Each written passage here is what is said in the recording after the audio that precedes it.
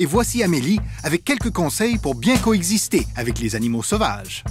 Salut tout le monde, c'est Amélie. Aujourd'hui, je suis avec Stéphanie de la Société protectrice des animaux et Carotte. Et aujourd'hui, on va parler de la vie sauvage. Donc, c'est quoi en fait la différence entre les animaux sauvages et les animaux domestiques? Les animaux domestiques sont différents de leurs descendants.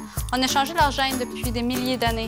Ils sont différents avec leur apparence, leur comportement et leur cycle de vie. Les animaux sauvages ne sont pas des animaux domestiques. Il faut se rappeler que même s'ils sont habitués au bruit et au mouvement des lieux urbains, ils pourraient devenir agressifs s'ils ont peur. Chaque habitat devrait contenir des abris, de la nourriture et de l'eau. C'est quoi un habitat?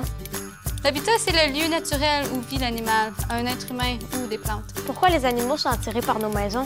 Nos maisons sont construites à la même endroit que leur habitat naturel était. Donc, ils peuvent venir y trouver nourriture et abri. C'est pour ça que les animaux aiment venir s'y réfugier. Le moins de champs et de forêts en a, le moins d'espace les animaux ont pour vivre. Donc, il faut apprendre à partager l'espace.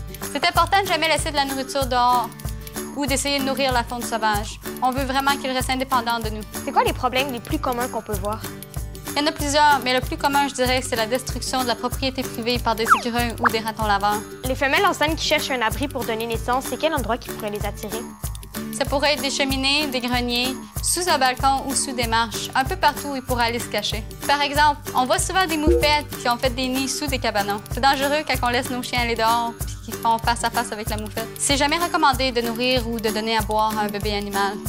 C'est mieux de demander de l'aide d'un professionnel. Qu'est-ce qui pourrait arriver? Certaines personnes vont essayer de leur donner du lait. Ça pourrait leur donner la diarrhée et les déshydrater. Chaque fois que mon père il sort les sacs d'ordures, il y a tout le temps un raton laveur qui vient pour les déchirer puis les manger. Est-ce que tu aurais des solutions à nous proposer? Il y a plusieurs choses qu'on peut faire dans cette situation-là.